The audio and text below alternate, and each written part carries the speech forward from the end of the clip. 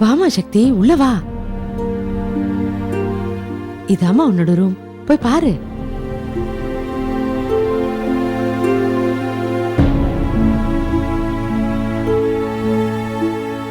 பிடிச்சிருக்கா? என் மனசுல பட்டதை சொல்லட்டுமாமா? இந்த வீட்டுக்குள்ள நுழைஞ்சதுமே ஒன்னா இருந்த 3 பேரையும் தனித்தனி ரூம் கொடுத்து எங்களை பிரிச்சிட்டீங்களே.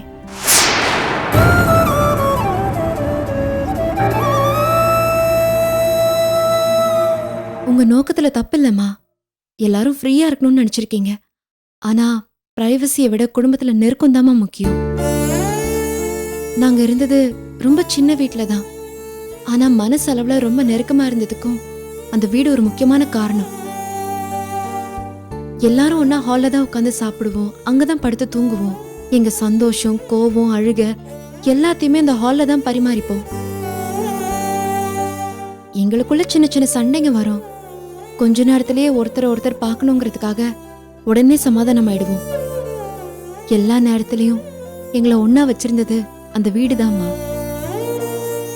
ஆனா இந்த மாதிரி வசதியான வீட்டுல அதுக்கு வாய்ப்பு இல்லைன்னு தான் தோணுது.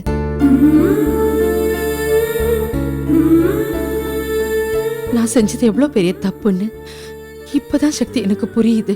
நீங்க எதுவும் தப்பா எடுத்துக்கலையேம்மா. இதுல தப்பா நினைக்க என்னமா இருக்கு? உண்மையை சொல்லணும்னா என் பிள்ளைங்களை நினைச்சா எனக்கு ரொம்ப பெருமையா இருக்குமா. சிவனேசம் பண்ண தப்பை எங்களால என்னைக்குமே மன்னிக்க முடியாதுதான். ஆனா அந்த தப்புக்கு பிராயச்சித்தமா உங்க 3 பேரையும் முத்தா வளர்த்து என்கிட்ட ஒப்படைச்சிருக்கானே.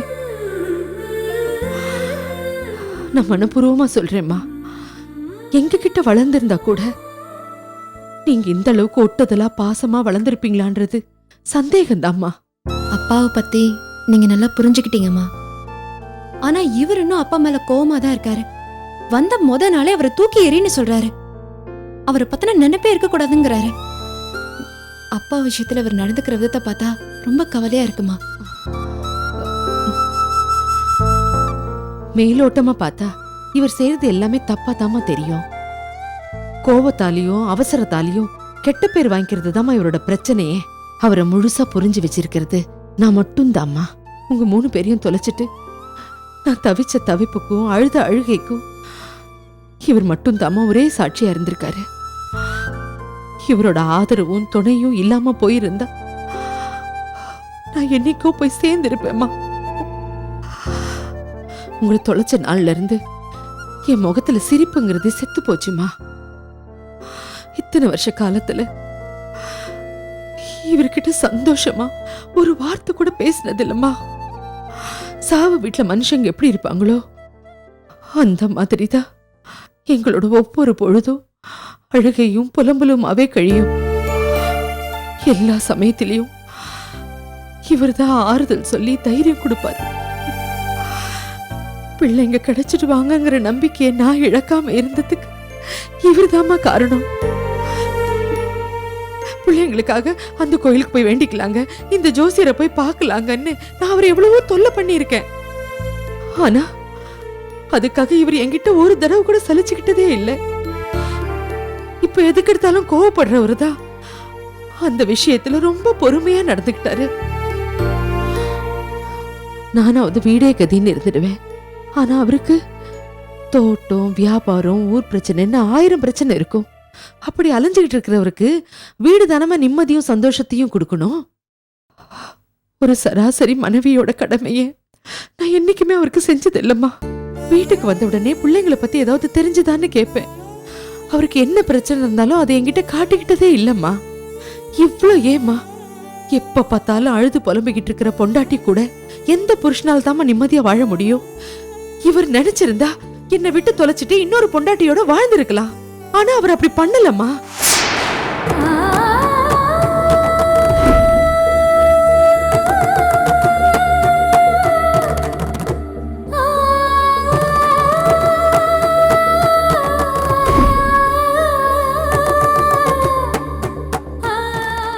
என்ன மாதிரி அவர் வெளிப்படையா துக்கத்தை கொட்டி தீர்க்க மாட்டாரு. உள்ளுக்குள்ளேயே போட்டு புழுங்கிக்கிட்டு இருப்பாரு. இத்தனை வருஷமா அவர் அடக்கி வச்சிருந்த விரக்தியும் கோவத்தையும் தான் இப்ப சிவனேச மேல காட்டுறாரு. இப்ப நீங்க கிடைச்சிட்டீங்க. அவருடைய கோபம் கொஞ்சம் கொஞ்சமா குறைஞ்சிடும்மா. கூடிய சீக்கிரம் நீங்க எல்லாருமே விரும்புற அளவுக்கு அவர் மாற போறாரு. நீ வேணா பார்த்துக்கிட்டே இரு. என்னம்மா சக்தி, நான் இவ்வளவு தூரம் பேசிக்கிட்டு இருக்கேன், நீ ஒண்ணுமே சொல்லாம அமைதியா இருக்க. உங்க புருஷன் மேல நீங்க அளவுக்கு அதிகமாவே நம்பிக்கை வச்சிருக்கீங்க. இதுல நான் சொல்றதுக்கு என்ன இருக்கு?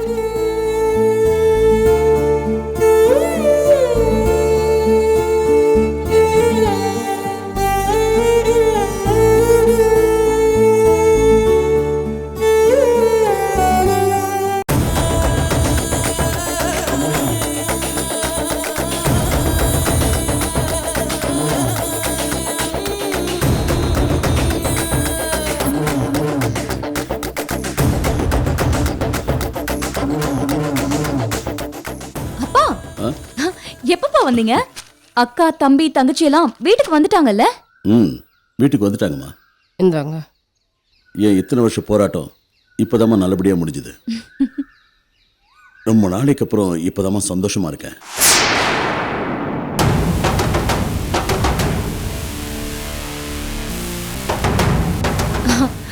அவங்க 3 பேரும் கிடைச்சதுல எங்களுக்கு சந்தோஷம் தான்ப்பா. ஆமா, அந்த கிட்னாப்பர்ஸ் கிட்ட இருந்து எப்படி அவங்க தப்பிச்சாங்களா? அதெல்லாம் ஒரு பெரிய நாடகம்மா. என்கிட்ட இருந்து பணம் பிடுங்கணுங்கிறதுக்காக சிவநேசம் பண்ணது. முடியலன்னு உடனே பிள்ளைங்களை விட்டுட்டான்.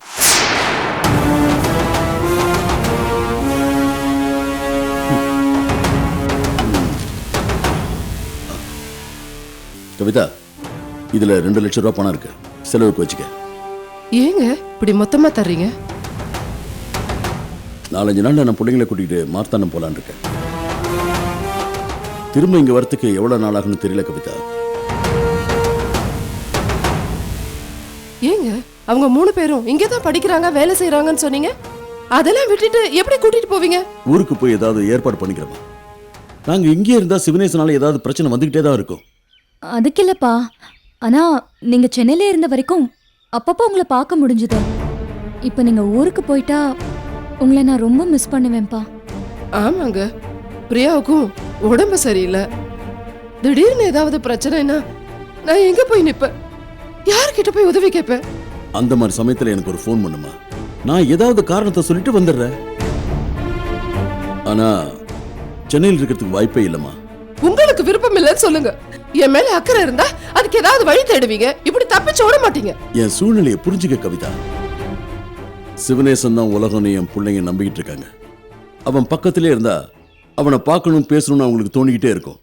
நான் அதை தடுக்கணும்னு நினைப்பேன். எங்களுக்குள்ள சண்டை தான் வருமே தவிர நிம்மதியாவே இருக்க முடியாது. அவனை விட்டு தூரமா என் பிள்ளைங்களை கூட்டிட்டு போறதுதான் நல்லது. அப்பா, நான் உன்னை கேட்டா தப்பா எடுத்துக்க மாட்டீங்களே? சொல்லுமா.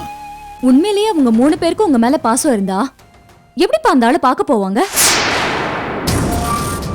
நீங்க தான் முக்கியம்னா அவங்களுக்கு அவன் நினைப்பே வரக்கூடாதுப்பா.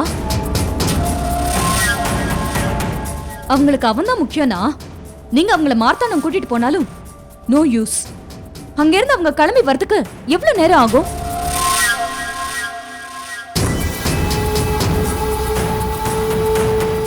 வேலை இருக்கு, பிசினஸ் இருக்கு, அதனால ஊருக்கு போறேன்னு சொன்னா கூட பரவாயில்ல. அந்த சிவனேசனுக்கு பயந்து ஓடுறீங்களே, அது உங்களுக்கு தோல்விதானப்பா. அப்பா, அவன் இடத்துல இருந்து நீங்க அவனை ஜெயிக்கணும். பக்கத்திலே இருந்தாலும் அவங்க அவனை பார்க்க கூடாது. அதான்ப்பா உங்களுக்கு உண்மையான வெற்றி.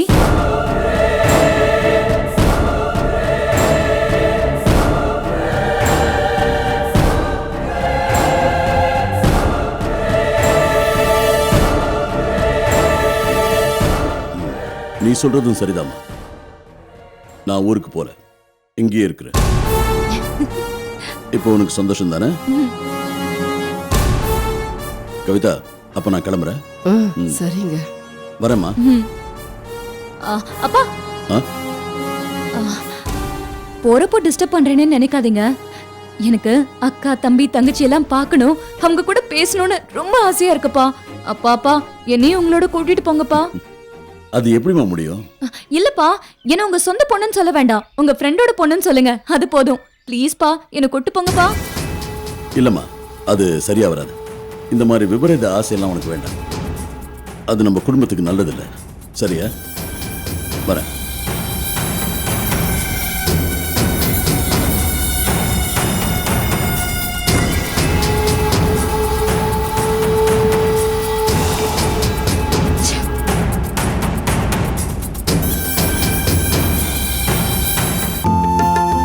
சக்தி, சக்தி, எல்லாரும் கீழே இறங்கி வாங்க. வேலு, அம்மா ம், என்னங்கம்மா? பிள்ளைங்க எல்லாம் வந்திருக்காங்க. சரிங்கம்மா. இன்னைக்கு சமையல் தடபுடலா இருக்கணும். சரிங்கம்மா, எல்லாம் நான் பாத்துக்கிறேன். போய் ஏற்பாடு பண்ணுங்க, போங்க. சரிங்கம்மா. வாமா, பாப்பா. சரி, உங்க 3 பேருக்கும் என்ன பிடிக்கும்னு சொல்லுங்க. சக்தி, நீ சொல்லுமா, உனக்கு என்ன பிடிக்கும்? இதுதான் பிடிக்கும்னு இல்லம்மா, எது இருக்கோ அதை சாப்பிடுவோம். அப்படி சொல்லாதம்மா, எதுவா இருந்தாலும் கேளுங்க, நான் சமைக்க சொல்றேன். இல்லம்மா, சாப்பாடு இல்லாம நிறைய பேர் இருக்காங்க. நமக்கு எது கிடைக்குதோ அதை ரசிச்சு சாப்பிடணும்னு அப்பா சொல்லியிருக்காரு. நல்ல விஷயம்தாம்மா. ஆனா தனிப்பட்ட விருப்பம்னு ஒண்ணு இருக்குல்ல. நீங்க 3 பேரும் கூச்சத்தால சொல்ல மாட்டேங்கிறீங்க. என்ன பண்றது? பிள்ளைங்களுக்கு எது பிடிக்கும்னு எனக்கு தெரியல. போக போக நான் தெரிஞ்சுக்கிறேம்மா.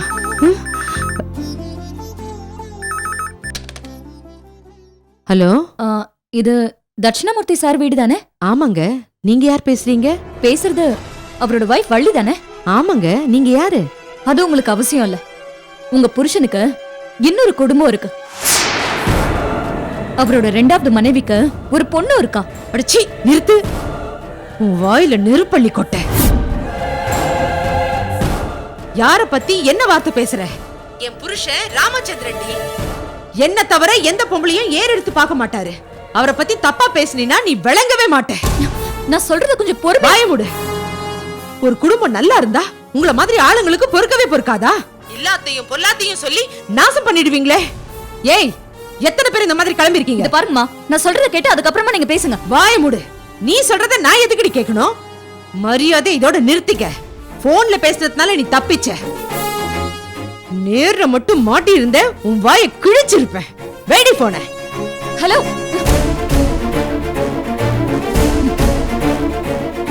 என்ன தைரியம் இருந்தா அவரை பத்தி இப்படி எல்லாம் தப்பா பேசுவா? என்னத்த ஏன் டென்ஷனா இருக்கீங்க? யார் போன்ல? உன் மாமாவை பத்தி யாரோ ஒருத்தி தப்பா பேசுறாப்பா. என்னவா? அவருக்கு இன்னொரு குடும்பம் இருக்கா. பள்ளி வள்ளி நீ என் மேல உயிரை வச்சிட்டு இருக்கிற மனுஷன் அவரை போய் தப்பா பேசிட்டு இருக்காப்பா. அந்த போனை என்கிட்ட கொடுக்க வேண்டியதானே? அவள உண்டு இல்லன்னு பண்ணிருப்பேன். அவ பேர் ஏதாவது சொன்னாலத்த? இல்லப்பா, ஆனா என் பேரையும் மாமா பேரையும் நல்லா தெரிஞ்சு வச்சிருக்கா. எவ்வளவு வருஷமா இந்த மாதிரி போன் வந்ததே இல்லையே. இவங்க கிடைச்ச உடனே இந்த மாதிரி போன் வருதுன்னா அதுக்கு என்ன அர்த்தம் அத்த? அத்த, நம்ம குடும்பத்துல குழப்பத்தை ஏற்படுத்தணும், பிள்ளைங்களோட நீங்க சந்தோஷமா இருக்க கூடாதுன்னு சிவனேசன் தான் இப்படி பண்ணிருப்பானோன்னு டவுட்டா இருக்கத்த. நிறுத்திலங்கோ. எப்படி நீங்க அப்பாவை பத்தி தப்பா பேசலாம்?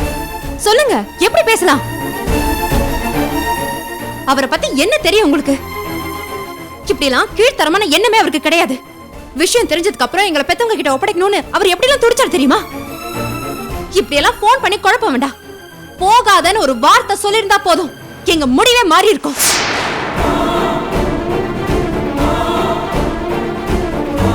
உங்களுக்கு தான் இந்த மாதிரி கேவலமான புத்தி இருக்கும் போல இருக்கு. அதான் உங்கள மாதிரியே மத்தவங்களும் நினைக்கிறீங்க. சக்தி, உங்களை பத்தி சொன்னா குத்துது இல்ல, அதே மாதிரி தான் எங்களுக்கும் இருக்கும். இனிமேலாவது யார பத்தி பேசணும், என்ன பேசணும்னு கொஞ்சம் யோசிச்சு பேசுங்க. உங்க மனசுல இருக்கிற அழுக்கையெல்லாம் மத்தவங்க மேல கொட்டாதீங்க. சக்தி, இளங்கு பேசின தப்புதாம்மா. ஏதோ தெரியாம பேசிட்டான். எனக்காக இவனை மன்னிச்சிடுமா. இவர்கிட்ட சொல்லி வைங்க, எங்க அப்பாவை பத்தி இனி இவர் பேசவே கூடாது. மீறி பேசினாரு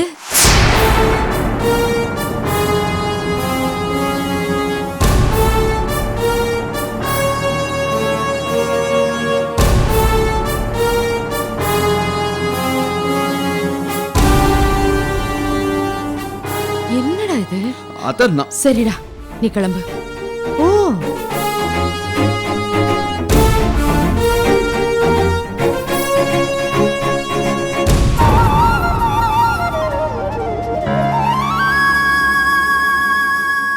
சக்திக்கு இவ்ளோ கோவம் வருமாப்பா? எங்க அப்பாவை பத்தி யார் தப்பா பேசினாலும் எங்களால் தாங்கிக்க முடியாது. எங்களுக்கும் சேர்த்து தான் அக்கா கொட்டி தீத்துட்டு போயிட்டாங்க.